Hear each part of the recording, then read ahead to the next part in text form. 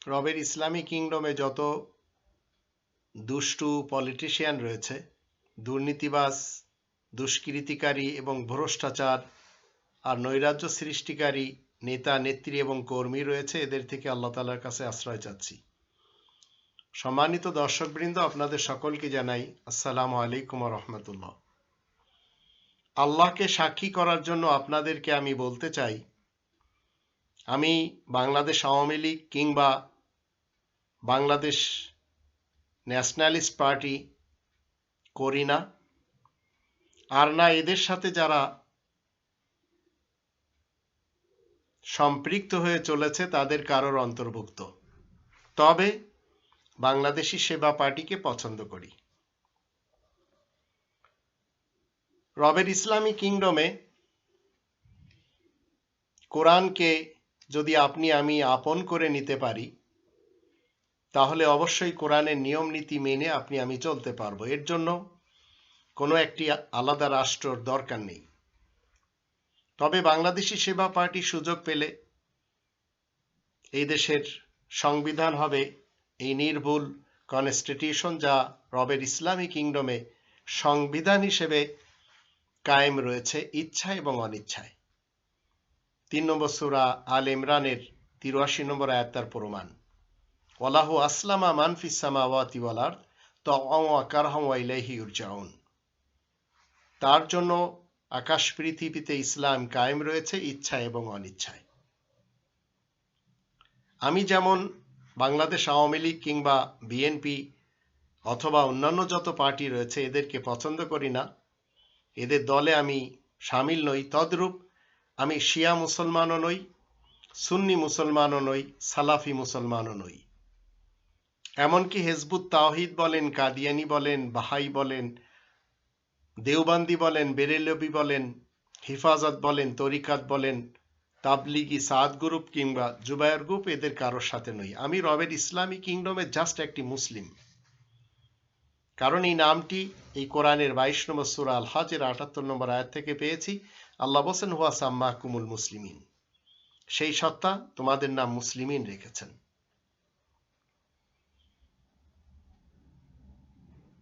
কোরআনকে যদি আপনি মুখে বলেন যে আমি মানি, আর আমলে যদি আপনি মানুষের বানানো কোনো তন্ত্র মন্ত্র কিংবা ইজম মানেন, তাতে রাষ্ট্র যত ইসলামিক হোক না কেন, আপনাকে জানতে হবে আপনি আমলে একজন মুশরিক। হোক সেটি পাকিস্তান, হোক সেটি ইরান, হোক সেটি সৌদি আরব। এরা সবাই, পাকিস্তান একটি ইসলামী রাষ্ট্র হিসেবে পৃথিবীতে জানা যায়, ইরানও তাই, সৌদি আরব সালাফি মুসলমানদের একটি রাষ্ট্র।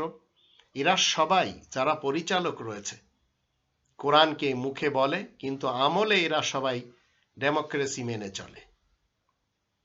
ভারতের নরেন্দ্র মোদী সাহেব, তিনি আল্লাহ, রহমান এবং রহিম নিয়ে একসময় বলেছেন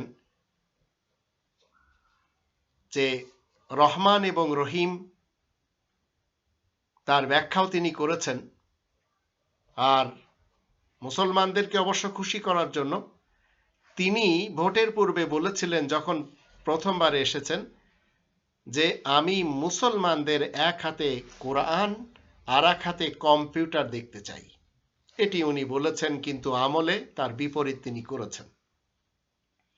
তিনি মেনে চলেন মূলত হিন্দুত্ববাদ, ইসকন, আরএসএস, এদের যে মতবাদ সে একই মতবাদ তিনি মেনে চলেন। রাশিয়ার পুটিনের ব্যাপারে যদি আমরা জানি, তিনি বলেছেন মুসলমানদের কোরআন পড়া উচিত, কিন্তু তিনি মেনে চলেন কমিউনিজম। আবার পাকিস্তানের ইমরান খানকে এবং বাংলাদেশের শেখ হাসিনাকে যদি আমরা এদের ইতিহাস দেখি, ইনারা দুইজনে একই কথা বলেছেন, মদিনার সনদে দেশ চালানো হবে। মূলত ওনারা দুইজন দেশ চালাচ্ছেন গণতন্ত্রের নিয়ম নীতিতে। মাহাতির বলেন, এরদোগান বলেন, ওনারাও গণতন্ত্র মেনেই চলেছেন। ইরান গণতন্ত্র মানে, সৌদি আরব রাজতন্ত্র মানে।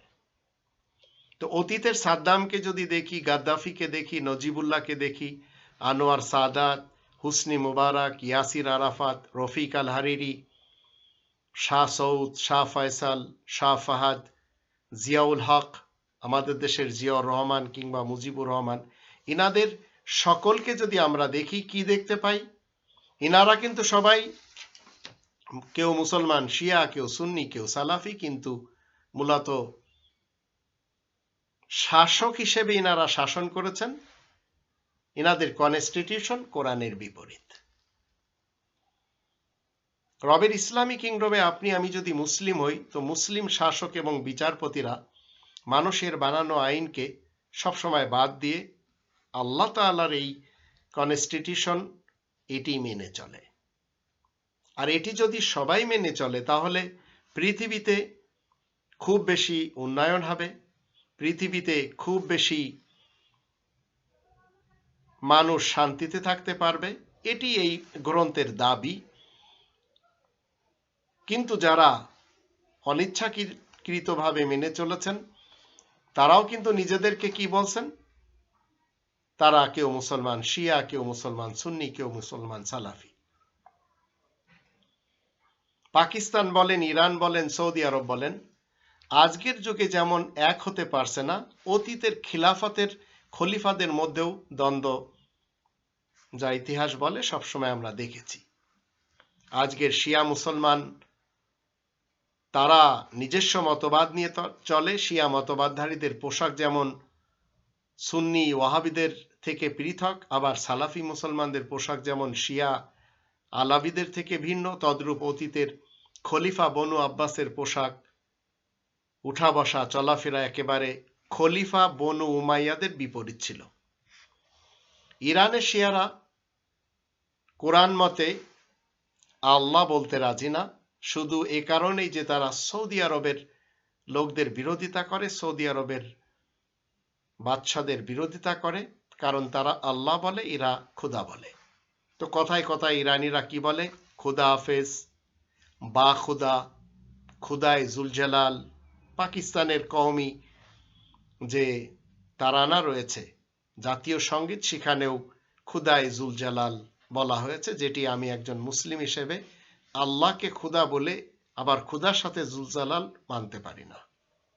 এর কারণ হলো কোরআনের 17 নম্বর সূরা বানী ইসরাইলের 110 নম্বর আয়াতে আল্লাহ বলেন, কুলিদুল্লাহ আবিদুর রহমান আইয়াম্মা তাদউ ফালাহুল আসমাউল হুসনা। তুমি বলে দাও তোমরা আল্লাহ অথবা রহমান বলে ডাকবে, এছাড়া অন্য কোনো নামে যদি ডাকতে চাও, তার জন্য আসমায়ে হুসনা রয়েছে, অনেক গুণবাচক নাম রয়েছে, সেই সব নামে তোমরা ডাকতে পারো। এখন যারা ডাকছে না, আল্লাহ বলছে তাদেরকে ছেড়ে দিতে, 7 নম্বর সূরা আল আরাফের 180 নম্বর আয়াতে। তো ইসলাম কোনো বানোয়াট খিলাফতের, কোনো বানোয়াট মাযহাবের, মাসলাকের ধার ধারে না। তবেই তো সত্য প্রচারক, সত্য সাধক একজন রাসূলকে ধর্ম, মাযহাব, মাসলাক এবং ফিরকা আর খিলাফত থেকে আলাদা থাকতে বলা হয়েছে। 6 নম্বর সূরা আল আনামের যদি আমরা 159 আয়াতে দেখি, ইন্নাল্লাযীনা ফাররাকু দীনহুম ওয়া কানু শিয়া'আন লাস্তা মিনহুম ফি শাই। সেখানে বলা হয়েছে যারা জীবন ব্যবস্থা হিসেবে এই রব্বানি জীবন ব্যবস্থা বাদ দিয়ে অন্য কোনো জীবন ব্যবস্থা মেনে চলবে, এদের সাথে রাসূলের কোনো সম্পর্ক নেই। এবার আপনারা আসুন, আল্লাহকে আমি সাক্ষী করার জন্য আপনাদের সকলকে বলতে চাই, আমি বাংলাদেশ আওয়ামী লীগ কিংবা বিএনপি অথবা যারা এদের দুই দলের সাথে রয়েছে, এদের কাউকে আমি সাপোর্ট করতে পারি না। কারণ আমরা আজ 2021 সালে সেই বাংলাদেশ হওয়ার শুরু থেকে শেখ মুজিবুর রহমান সাহেব বলেছিলেন, সবাই পায় স্বর্ণের খনি আর আমি পেয়েছি চোরের খনি। কথাটি তাৎপর্য বুঝতে আজ কোনো কষ্ট হচ্ছে না। স্বাধীন একটি দেশের আমরা আজ নাগরিক, আবার সেই স্বাধীন দেশের জালেমদের হাতে তিনি গুলি খেয়েছেন। কোরআনের 2 নম্বর সূরা আল বাকারার 279 আয়াতে আল্লাহ বলে দিয়েছেন, লা তাজলিমুনা ওয়া লা তুজলামুন, জুলুম যদি না করো, জুলুম করা হবে না। আজ পর্যন্ত আমরা কি দেখছি, এদেশের বড় বড় সেক্টরগুলি কখনো দুর্নীতিবাজ যারা নেতা নেত্রী এবং কর্মী তাদের হাতেই ছিল, আজও রয়েছে। এ জাতি দুঃশাসন, জনগণের অধিকার লুটপাট, দুর্নীতির সাথে সাথে সন্ত্রাস, জঙ্গিবাদ, চাঁদাবাজ, বিচার বহির্ভূত হত্যা, দলীয় আধিপত্য, এইগুলি দেখে আসছে, আজও দেখছে। বাংলাদেশ হওয়ার পর থেকে জাতির ভাগ্য আজও বদলেনি, বদলেছে দুর্নীতিবাজদের চেহারা, তবেই তো বেড়েছে আশঙ্কা। দেশ বিদেশের অনেকের ধারণা মতে বাংলাদেশ রয়েছে ডেঞ্জার জোনে। সংসদ অকার্যকর, দুর্নীতিবাজরা দেশটাকে ব্যর্থ রাষ্ট্রের দিকে নিয়ে গেছে। তো শেখ মুজিবুর রহমান সাহেবের কথাটি আজ আমরা সত্যই দেখতে পাচ্ছি। বাংলাদেশের রাজনীতির উপর সবসময় দুর্নীতির এক বিরাট ছায়া ঝুঁকে পড়ে আছে।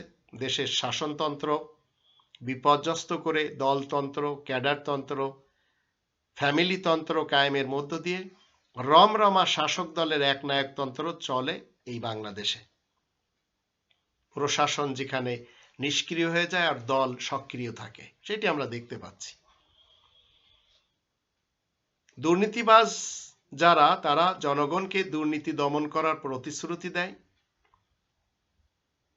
বাংলার মানুষ দুমুঠো খেয়ে নিরাপত্তার সাথে বেঁচে থাকতে চায়, কিন্তু তারা তা দেয় না। তারা সর্বদা সকলের উপরে জুলুম নির্যাতন করে। এদেশে দুর্নীতিবাজ, অপরাধী, দুষ্কৃতিকারীদের সুষ্ঠু কোনো বিচার কখনো হয়নি, আর এইভাবে দেশ চললে কখনো হবে না। সকল ধরনের দুর্নীতিবাজ এবং অপরাধীদের সুষ্ঠু বিচার জাতি দেখতে চায়, আমি নিজেও দেখতে চাই। জাতির কল্যাণার্থে দল ও বিরোধী দলের মধ্যে ঐক্যবদ্ধ আমরা সবাই দেখতে চাই, যা কখনো সুযোগ হবে না। তো দুর্ভাগ্যক্রমে আজও সেই শেখ সাহেবের কথা পাল্টেনি। বাংলাদেশের দুর্নীতিবাজরাই জনতার অধিকারকে চুরি করে নিজেরা শান্তি করে যাচ্ছে, এটি আমরা দেখতে পাচ্ছি। এবং দুর্নীতিবাজদের আমরা আরেকটি জিনিস কি পাচ্ছি, কোরআনের 61 নম্বর সূরা আস-সফ এর 2 এবং 3 আয়াত দুটিতে আল্লাহ বলছেন যে, ইয়া আইয়ুহাল্লাযীনা আমানু লিমা তাকুলুনা মা লা তাফআলুন কাবুরা মাকতান ইনদাল্লাহি আন তাকুলু মা লা তাফআলুন। তোমরা যারা ঈমান আনার দাবি করে যাচ্ছ, তোমরা কখনো বলবে না ওই কথা যা তোমরা নিজেরা করো না। তো এমন কথা তোমরা কেন বলে যাচ্ছ আল্লাহ তাআলার দিকে? এ তো খুব ভয়ানক ব্যাপার। তো কথা এবং কাজে বিপরীত থাকা ইসলামের শিক্ষা নয়। এ ধরনের নেতা আমাদের দেশে আজ পর্যন্ত আমরা পাই না, যারা কথা যেটি বলে সেটি রাখে। পৃথিবীর মানুষ পাপ করবে, সেই পাপের শাস্তি সে পাবে। তো দেশের মানুষের ক্ষতি হওয়ার থেকে মাদকদ্রব্য ইম্পোর্টকারী এবং প্রস্তুতকারীদের ব্যাপারে আইন যদি তৈরি করা হয় আর তার উপর আমল যদি করা হয়, তাহলে দেশ অনেক উন্নত হয়ে যাবে। কিন্তু প্রশাসনের লোকেরা আজ বর্ডার গার্ড বলেন অথবা পুলিশ বলেন, এদের ছত্রছায়ায় রাজধানীতে কি ঢুকছে? মাদকদ্রব্য, নেশাকর বস্তু। প্রত্যেকটি দেশের মানুষের কিন্তু একটি চাহিদা রয়েছে, সেটি কি? নিরাপত্তার সাথে জীবন কাটিয়ে দেওয়া। আমাদের দেশের লোকদেরও রয়েছে, কিন্তু সেটি কি পারছে? দেশের মানুষকে স্বরাষ্ট্র মন্ত্রণালয় হতে শান্তির এবং নিরাপত্তার আইনের উপর আমল প্রয়োগ করে নিরাপদে বসবাসের উপযোগী করবে, এটি তো দরকার ছিল 5 দশকের বাংলাদেশে, কিন্তু তা হয়নি, আগামীতেও হবে না। একটি মুরগি যেমন তার বাচ্চাদেরকে বাহিরের সকল বিপদ থেকে নিরাপদে রাখার জন্য এবং বিপদ থেকে বাঁচানোর জন্য নিজের দুটি পাখার মধ্যে ঢেকে নেয়, তদ্রূপ দেশের মানুষ যেন নেশার বস্তু থেকে, চোর ডাকাত রাহাজানি থেকে, সন্ত্রাস এবং অ্যাসিড দগ্ধ থেকে নিরাপদে থাকতে পারে, ধর্ষণ এবং বলৎকার, জিনা এবং ব্যভিচার, লুটপাট, চুরি ডাকাতি থেকে যেন নিরাপদে থাকতে পারে, সেজন্য তো দেশে বিচার ব্যবস্থা, সেজন্যই তো দেশের বিভিন্ন বাহিনী। কিন্তু আজ 5 দশক থেকে আমরা দেখতে পাচ্ছি দেশ অধঃপতনের দিকে যাচ্ছে, কিন্তু কারোর কোনো ভ্রুক্ষেপ নেই। যত সময় এই কনস্টিটিউশনের দিকে আপনি আমি না আসবো, ততদিন মনে রাখবেন এদেশের দুর্নীতি ঘুচবে না। তাই আমি আপনাদের সকলকে বলতে চাই, আল্লাহকে সাক্ষী করার জন্য বাংলাদেশ আওয়ামী লীগ বলেন, বিএনপি বলেন, আর যারা এদের সাথে রয়েছে, আমি তাদের সাথে পরকালে উঠতে চাই না। বাংলাদেশের দুর্নীতি অবশ্যই ঘুচতে পারে যদি তারা কোরআনের 20 নম্বর সূরা তহার 124, 125, 126 আয়াতের উপর আমল করা ছেড়ে দেয়। আমলটা কি? আল্লাহ বলেন, ওমান আরাদা আন যিকরি ফাইন্না লাহু মাঈশাতান দনকা ওয়া নাহশুরুহু ইয়াওমাল কিয়ামাতি আমা। যারা আমার কোরআন এড়িয়ে যাবে তাদের জীবনের উপকরণ সংকুচিত হবে, গরিব থাকবে জগতে, আর পরকালে সে অন্ধ অবস্থায় হাজির হবে। তখন সে আল্লাহকে বলবে, আমাকে কেন অন্ধ অবস্থায় হাজির করা হলো? আমি তো সবকিছু দেখতে পেতাম। তো আল্লাহ বলবেন, তোমার কাছে এই শান্তির আয়াত এসেছিল, ভুলে বসেছিলে, তাই আজ তোমাকে ভুলে দেওয়া হচ্ছে। তো আমাদের দেশের ধ্বংসের জন্য 2 শ্রেণীর লোকেরা দায়ী। এক শ্রেণীর লোক যারা পলিটিক্স করে, রাজনীতি করে, গান্দা রাজনীতি, আর এক শ্রেণীর লোক যারা ধর্মজীবী করে। তো ধর্মজীবী যারা করে তারা জনগণকে নিজেদের চাদরে জড়িয়ে নিয়েছে, যখন ইচ্ছা রোড ব্লক করে দেবে, যখন ইচ্ছা ভাঙচুর করবে, যখন ইচ্ছা তাদের সন্তানদেরকে গুলির সামনে যেতে বাধ্য করবে।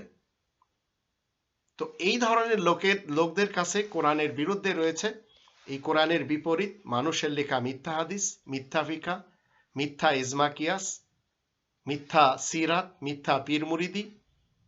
তো এসবের কারণে কি হচ্ছে, তারা কোরআনের শ্রবণ থেকে তারা দূরে সরে আছে, কোরআনের বিধিবিধান মতে জীবন তারা কাটাতে পারছে না।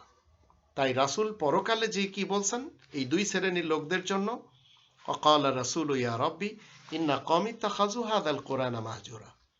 রাসূল পরকালে কি আরজ করবেন আল্লাহ তাআলার কাছে? 25 নম্বর সূরা আল ফুরকানের 30 নম্বর আয়াত মতে, ওয়াকালা রাসূল ইয়া রাব্বি ইন্না কওমি ইত্তাখাযু হাযাল কুরআনা মাহজুরা। রাসূল বলবেন, হে আমার রব, এরা আমার কওমের লোক, কিন্তু এই কোরআন ছেড়ে দিয়েছিল। তাই আমি আপনাদের সকলকে বলতে চাই, আপনারা যারা বিএনপি কিংবা আওয়ামী লীগ করেন বা এই 2 দলের সাথে আপনারা সম্পৃক্ততা ঘোষণা করেছেন, আমি আল্লাহকে সাক্ষী করার জন্য আপনাদের কারোর সাথে দিতে পারি না। দেশের সকল বাহিনী এবং জনগণকে উন্নয়নের কাজে এগিয়ে আসা উচিত ছিল এবং এগিয়ে আসা উচিত। যারা পৃথিবীতে একটু ব্রেন খাটায়, এই ব্রেন খাটায় কাজ সম্পাদন করবে, তারাই হবে সত্যিকার মানুষ, সত্যিকার ইনসান, সত্যিকার জিন মানুষ। আর তারা পারবে না এমন কোনো কাজ নেই। জিন মানুষ এবং ইনসান মানুষকে আল্লাহ নিজের ইবাদতের জন্য, নিজের গোলামি করার জন্য, চাকরি করার জন্য, দাসত্ব করার জন্য সৃষ্টি করেছেন। তাই 51 নম্বর সূরা আয-যারিয়াতের 56 নম্বর আয়াতে আল্লাহ কি বলছেন, ওমা খালাকতুল জিন্না ওয়াল ইনসা ইল্লা লিয়াবুদুন। তো আল্লাহ যখন সবাইকে তার বন্দেগী করার জন্য সৃষ্টি করেছেন, তো এই মানুষ ইচ্ছা করলে একটি দেশে অনেক কিছু করতে পারে।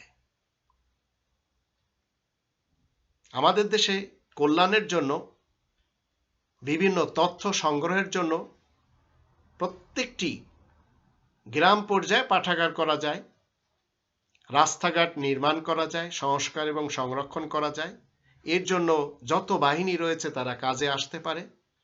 পুল তৈরি করা, সাঁকো তৈরি করা, সেতু তৈরি করা, কালভার্ট তৈরি করা, এগুলি সংস্কার এবং সংরক্ষণ করা যায়। আবার ধর্মীয় স্থান সরকারি প্রতিষ্ঠান, সম্পদ সংরক্ষণ, এজন্য জল, স্থল এবং হাওয়াই বাহিনী কাজে আসতে পারে। গাছ লাগানো, পরিচর্যা এবং সামাজিক বনায়ন এগুলি করা যেতে পারে। এলাকার পরিবেশ পরিচ্ছন্ন এবং পরিষ্কার রাখার জন্য সবাই কাজ করতে পারে। আইন তৈরি করা যেতে পারে। ঝোপঝাড়, পুকুরে কচুরিপানা, ড্রেন পরিষ্কার করে মশা নিধনের ব্যবস্থা করা যেতে পারে, এটি ভালো কাজ। নিরাপদ পানি পান করা সম্পর্কে সচেতন করা, এলাকার পানি সরবরাহের উৎসের যত্ন নেওয়া, খাল খননের ব্যবস্থা করে পানি নিষ্কাশন এবং সংরক্ষণের ব্যবস্থা করা একটি ভালো শাসকের কাজ। এলাকার শিক্ষার উন্নয়নের জন্য এই কোরআনের যে বিধিবিধান রয়েছে সেগুলি, সেই প্রতিষ্ঠানগুলি তৈরি করে সেখানে শিক্ষা দেওয়া এবং দেশ থেকে নিরক্ষরতা দূরীকরণের যে কার্যক্রম রয়েছে সেগুলি চালু করা একটি ভালো শাসকের কাজ। প্রত্যেকটি এলাকার লোকজনকে আত্মনির্ভরশীল হওয়ার জন্য সাহায্য করা, এমনকি বন্যা আর দুর্যোগ পরবর্তী যত বিভিন্ন উন্নয়ন কর্মকাণ্ড গ্রহণ করে মানুষকে উপকারে আসা সম্ভব যদি একটি ভালো সরকার এদেশ পায়। আপনার আমার জানা উচিত যে একজন রাজা হতে গেলে তার কতটুকু জ্ঞানী এবং কোন ধরনের জ্ঞান অর্জন করা প্রয়োজন। আমরা সবাই কিন্তু জানি আমেরিকার যেমন ওয়াশিংটন, রাশিয়ার লেনিন, ব্রিটেনের চার্চিল আর ফ্রান্সের দাগলে, চীনের মাও সেতুং, ভিয়েতনামের হোচিমিন, ইন্দোনেশিয়ার সুকর্ণ, তুরস্কের কামাল আতাতুর্ক, কঙ্গোর প্যাট্রিস লুবুম্মা, কেনিয়ার জেমো কেনিয়াত্তা, আলজেরিয়ার বেনবেল্লা, দক্ষিণ আফ্রিকার ম্যান্ডেলা, কিউবার কাস্ট্রে, ভারতের মহাত্মা গান্ধী, আমাদের দেশে শেখ মুজিবুর রহমান, এই টাইপের অনেক লোককে, ইনাদের সকলকে পৃথিবীর অনেকে বিদ্বান এবং ভালো মানুষ হিসেবে জানেন। ইসলামের দৃষ্টিকোণ থেকে যারা শাসক হবেন, বিচারক হবেন, তাদের অবশ্যই পর্যাপ্ত কোরআনের শিক্ষা থাকতে হবে। আরবদের মতো রাজার ছেলে রাজা হওয়া, তাও আবার বেশিরভাগ নির্বোধ হওয়া, বর্বর হওয়া, এসব একেবারে অন্যায়। দেশের চালক হতে হলে তার জন্য দরকার শারীরিক যোগ্যতার অন্তর্গত সবকিছু জানা ও বিশ্ব রাজার রাজনীতি সমূহকে জানা। এটি 2 নম্বর সূরা আল বাকারার 247 নম্বর আয়াতে আল্লাহ বলে দিয়েছেন, বাসতাতান ফিল ইলমি ওয়াল জিসিম। যারা বন্টনের এবং ইনসাফের নিয়ম নীতি না জেনে শুনে চট করে নির্বোধদের মতো বাপের জায়গায় ছেলে কিংবা মেয়ে, আবার স্বামীর জায়গায় স্ত্রী এসে বসে দেশের বৈঠা ধরবেন, সত্যি তারা দেশ নামক কিস্তিকে কি করবেন, দেশ নামক নৌকাকে, দেশ নামক জাহাজকে ডুবিয়ে ছাড়বেন। সেটি আমরা বাংলাদেশের 5 দশকের ইতিহাসে দেখতে পাচ্ছি। তাই আল্লাহকে সাক্ষী করার জন্য আপনাদের সকলকে বলছি, আমি বিএনপি কিংবা বাংলাদেশ আওয়ামী লীগ না করি, না যারা করে যাচ্ছে তাদের সাপোর্ট করি। পৃথিবীর মানুষ কেন এত অশান্তিতে? তারা তাদের দেশ পরিচালকদের থেকে ন্যায্য অধিকার থেকে বঞ্চিত থাকছেন বিধায় এত সব অরাজকতা। দেশের পরিচালকরা অন্যদের অধিকার কেড়ে নিয়ে নিজেদের পেট ভরাকে এবং নিজেদের জন্য অর্থ জমা করাকে ইনসাফ মনে করছেন, আর কোরআন তাদেরকে বলছে ইরা রিবাখোর। 5 নম্বর সূরা আল মাইদার, 2 নম্বর সূরা আল বাকারার 275 থেকে 279 আয়াতগুলি আমরা দেখে নিতে পারি। ইয়াতাখাব্বাতু শাইতানু মিনাল মাস, এই ধরনের রিবাখোর নেতা নেত্রী এবং কর্মীদেরকে শয়তান ঝাপটে ধরেছে।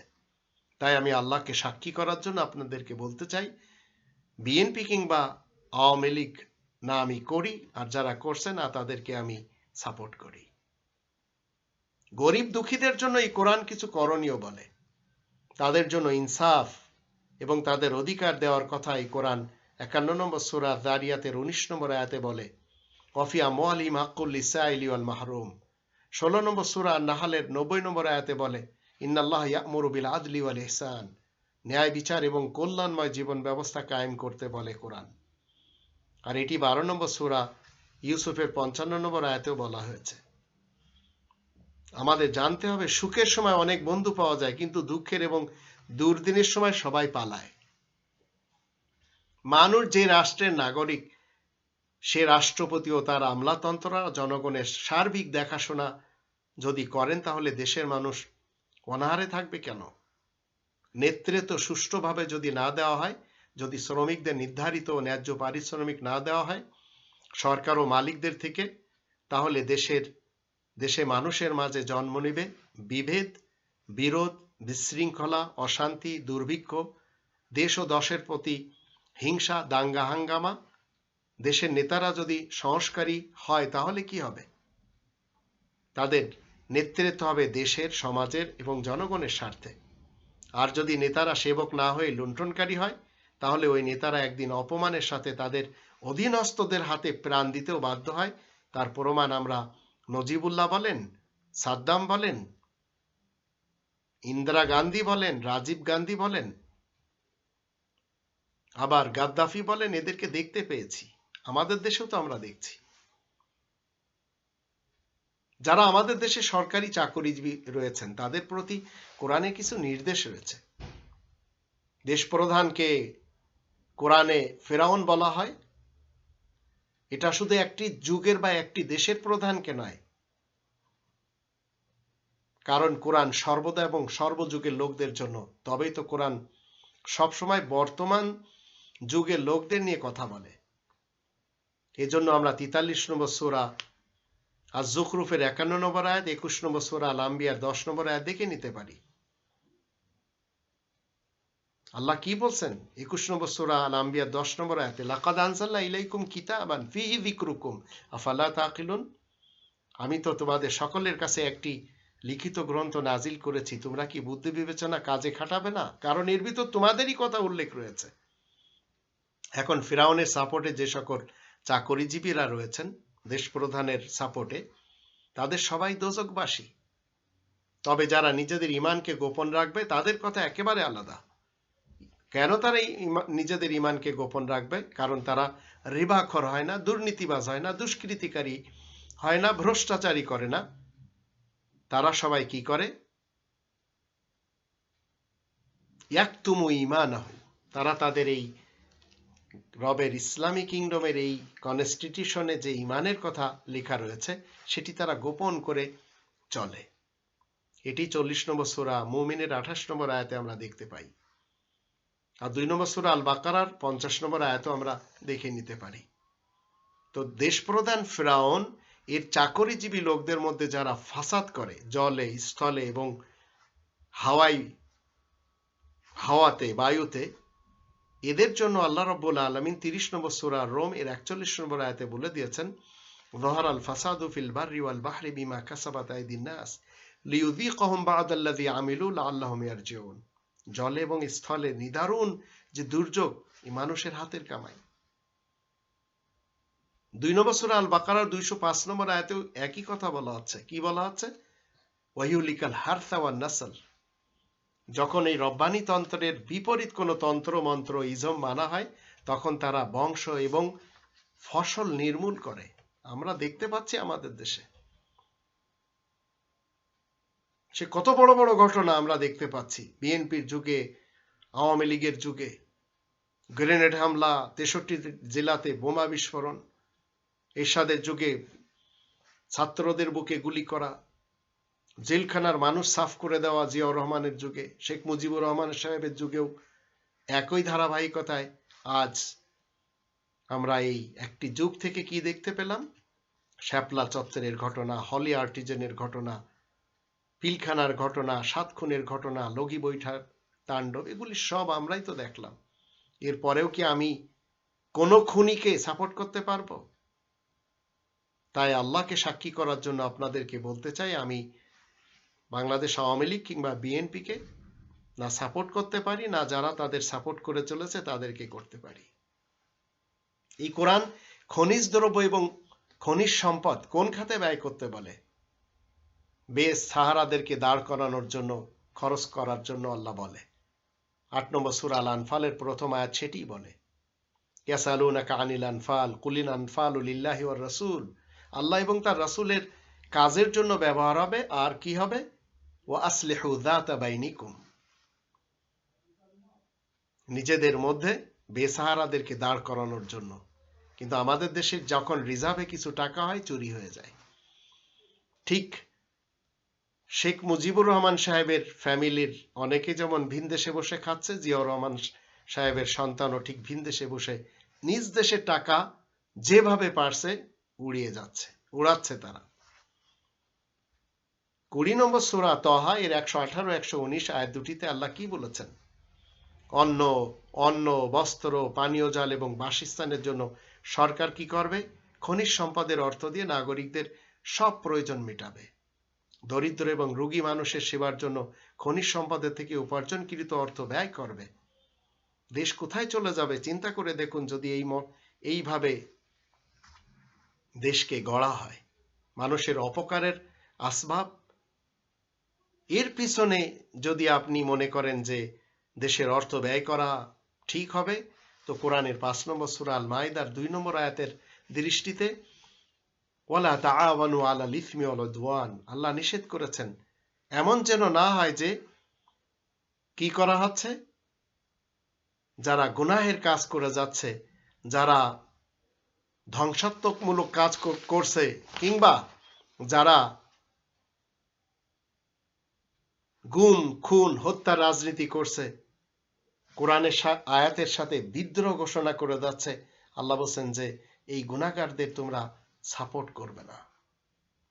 তো খনিজ সম্পদের প্রকৃত হকদার মানুষের যত সমস্যা রয়েছে, সেই সমস্যার সমাধানের জন্য, মানুষের নিজেদের মধ্যেকার যোগ সম্পর্কের উন্নতি সাধনের জন্য খরচ করতে হবে। আমাদের দেশে কি রোগী নেই? কত রোগী রয়েছে, কত ভুকা লোক রয়েছে, ন্যাঙ্গা লোক রয়েছে, অচল লোক রয়েছে, অন্ধ রয়েছে, খঞ্জ রয়েছে, মজুর রয়েছে, অসুস্থ রয়েছে। খনিজ সম্পদের অর্থ দিয়ে তাদেরকেই কি করতে হবে? তাদেরকেই পরিচালনা করতে হবে। এটি হচ্ছে ইসলামের শিক্ষা, যা আমরা কেউ মানতে রাজি না। যার কারণে এই দেশ চলে গেছে মূলত, যদি আপনি আমি দেখতে চাই, তাহলে দুটি ফ্যামিলির হাতে। আর দুটি ফ্যামিলি মানে হচ্ছে এই দুটি পার্টি, এবং যারা এদের সাথে কি করছে, সম্পৃক্ততা ঘোষণা করেছে, এদের হাতেই আমরা দেখতে পাচ্ছি এই দেশ চলে গেছে। একটি নাগরিকের অধিকার এবং কর্তব্য কি কি আমরা নাগরিকরাই জানি না, দেশের সরকারও জানে না। তো নাগরিকের অধিকারের জন্য কোরআনের 20 নম্বর সূরা তহার 118, 119 আয়াত দুটিতে দেখুন আল্লাহ রাব্বুল আলামিন কি সুন্দরভাবে বলে দিয়েছেন। ইন্না লাকা আল্লা তাজুআ ফিহা ওয়ালা তারা ওয়া আন্নাকা লা তাযমাউ ফিহা ওয়ালা তাদহা, তোমাদের জন্য তো এই ব্যবস্থা যাতে তোমরা ক্ষুধার্ত হবে না আর বস্ত্রহীন হবে না মোটেই, আর তুমি পিপাসার্ত হবে না, রোদেও পড়বে না। তো অন্নের ব্যবস্থা করা, বস্ত্রের ব্যবস্থা করা, পানির ব্যবস্থা করা, বাসস্থানের ব্যবস্থা করা, এছাড়া এগুলি এই 4টে জিনিসের সাথে ইনক্লুড হয়ে যাচ্ছে বেঁচে থাকার অধিকার, শিক্ষার অধিকার, চিকিৎসার অধিকার, সম্পত্তি লাভ এবং রক্ষার অধিকার, নিজ নিজ ধর্ম পালনের অধিকার, চিন্তা ও মত প্রকাশের অধিকার, ভাষার যে মর্যাদা, এটি রক্ষার অধিকার।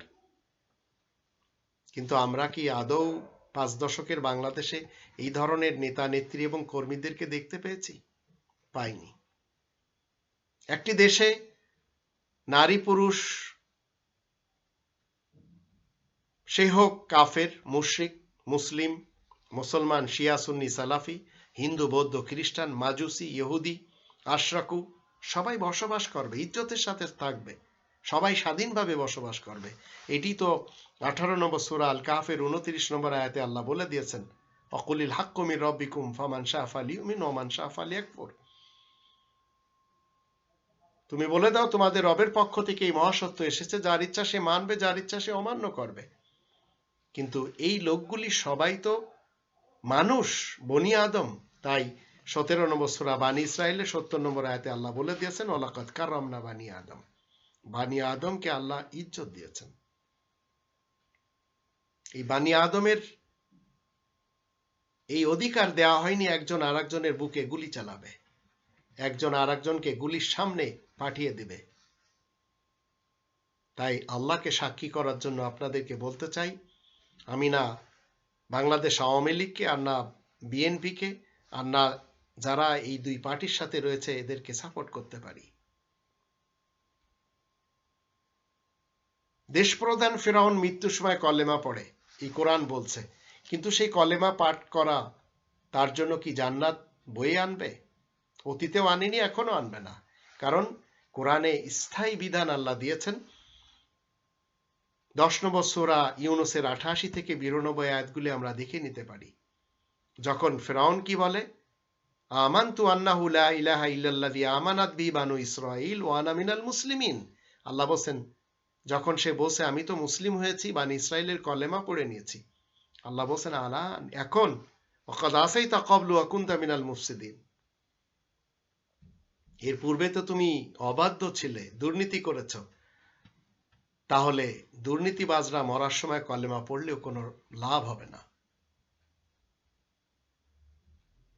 এই কোরআন দেশ প্রধানকে ফিরআউন বলছে, এই ফিরআউন নিজের দেশের জনগণকে এবং তার প্রধান হওয়ার কথা কিভাবে ঘোষণা করে? 43 নম্বর সূরা আয-যুখরুফের 51 নম্বর আয়াতে আমরা দেখে নিতে পারি কি করে। সে বলে, এই দেশ এবং রাজধানী শহরকে আমার না, এই আমার করতে করতে একদিন মারা যায়। রবের ইসলামী কিংডমে আজ আমরা দেখতে পাচ্ছি একটি নোট, 500 টাকার একটি নোট, 500 ইউরোর একটি নোট রয়েছে, যে একটি কাগজের টুকরা বাংলাদেশের 50,000 টাকা। কেন আজ ইউরো পৃথিবীতে এত বেশি চাঙ্গা? মানুষ পৃথিবীতে শান্তিতে বসবাস করবে, শান্তি প্রতিষ্ঠা করবে এবং আল্লাহ তাআলার কাছে প্রার্থনা করবে, এটাই তো ইসলাম। পৃথিবীর মুসলমানদের মাঝে রয়েছে কি? শুধু গর্জন করার শক্তি, বর্ষণের শক্তি এদের মাঝে নেই। হোক সে সৌদি আরবের, হোক সে ইরানের, হোক সে পাকিস্তানের, এরা খুব গর্জন দেখাতে পারে, কিন্তু বর্ষণ এদের নেই। সাদ্দাম, গাদ্দাফি, শাহ ফাহাদ, এরা হয়তো চেয়েছিল যে একটি টাকা হোক, এরা চাওয়া এদের ছিল, আর ইউরোপিয়ানরা এক হয়ে ইউরো চালু করে দিল। ইসলাম মুমিনদের ব্যাপারে কি বলছে? ইন্নামাল মুমিনুনা ইখওয়াতুন, মুমিন হলে তো এরা ভাই ভাই হবে। 49 নম্বর সূরা আল হুজুরাতের 10 নম্বর আয়াত সেটিই বলে। কিন্তু আজ আমরা যাদেরকে মনে করছি এরা ইসলামের লোক, কিন্তু তারা আল্লাহ তাআলার দৃষ্টিতে সবচেয়ে বেশি খারাপ মানুষ। এর জন্য 61 নম্বর সূরা সফ এর 2 এবং 3 আয়াত দুটি দেখে নিতে পারি। ইয়া আইয়ুহাল্লাযীনা আমানু লিমা তাকুলুনা মা লা তাফআলুন কাবুরা মাকতান ইনদাল্লাহি আন তাকুলু মা লা তাফআলুন। তো নামে আমাদের দেশে সবাই মুসলমানই তো দেখছি, বিএনপিতে মুসলমানই তো বেশি, আওয়ামী লীগে মুসলমানই তো বেশি, কিন্তু এই বিএনপি বলেন আর আওয়ামী লীগ বলেন আর এদের সাথে যারা রয়েছে, এদেরই সাপোর্টে, এদেরই অনুমতিতে, এদেরই প্রেজেন্সে এই কোরআন আমাদের দেশে জ্বালানো হয়েছে। এরপরেও কি শান্তিতে থাকতে চান? মসজিদের দেওয়াল গুলি করে শেষ করে দিয়েছে, এরপরেও কি আপনি চান যে আপনি শান্তিতে থাকবেন? তো রবের ইসলামী কিংডমে আমাদের দেশের ধ্বংসের জন্য দুই শ্রেণীর লোকেরা দায়ী। এক শ্রেণীর লোক যারা দুর্নীতিবাজ, দুষ্কৃতিকারী, ভ্রষ্টাচার এবং নৈরাজ্য সৃষ্টিকারী, আর এক শ্রেণীর লোক হচ্ছে ধর্মজীবী মোল্লা। এরা কোনোদিন কোরআনের এই বিধিবিধানকে মানে না। এরা চায় না আমাদের দেশের সংসদে এই কোরআন আসুক, এই কোরআনের কথা বলা হোক। কেউ কেউ যদি বলতে চায়, বা কেউ কেউ যারা বলেছে, কোনো না কোনোভাবে তারা মানুষের তন্ত্র সাপোর্ট করেছে, যার কারণে আপনাকে আমাকে জানতে হবে, রবের ইসলামী কিংডমে যদি আপনি মুসলিম হওয়ার দাবি করেন, তাহলে আপনাকে ফেরত আসতে হবে এই কনস্টিটিউশনের দিকে। তাই আপনাদেরকে আমি বলতে চাই, যত কথাগুলি বললাম, হয়তো আপনারা কেউ মনে করবেন যে আমি অমুকের পক্ষ নিয়েছি আর অমুকের বিপক্ষে গিয়েছি, যা আপনাদের ইচ্ছা সেগুলি আপনারা বলতে পারেন। আমার দিনও অত বেশি নেই পৃথিবীতে, কিন্তু আমি রব্বানি তন্ত্রকে ভালোবাসি। আমি রবের ইসলামী কিংডমে যতদিন বেঁচে আছি, আমার আসল কনস্টিটিউশন হচ্ছে এই কোরআন। এই মতে আমি আমার জীবন পরিচালনা করে যাচ্ছি। আর বাংলাদেশে থাকার জন্য আমার বাংলাদেশের কনস্টিটিউশনের যেগুলি কোরআন বলবে মানতে, যদিও আমি চ্যালেঞ্জ করে বলেছি, আপনাদের অনেকের জানা আছে যে বাংলাদেশের কনস্টিটিউশন 80% কোরআনের কথা বলে, যদিও কখনো তার উপর আমল হয়নি। তা আমি সেগুলি মেনে চলবো, কিন্তু কোরআন যেগুলি নিষেধ করে মানতে, আমি সেগুলি কোনোভাবে মানব না। এজন্য আমাকে রবের ইসলামী কিংডম ছেড়ে পরকালে যদি যেতে হয় কোনো সমস্যা নেই, কারণ আমি জন্মেছি মৃত্যুর জন্য।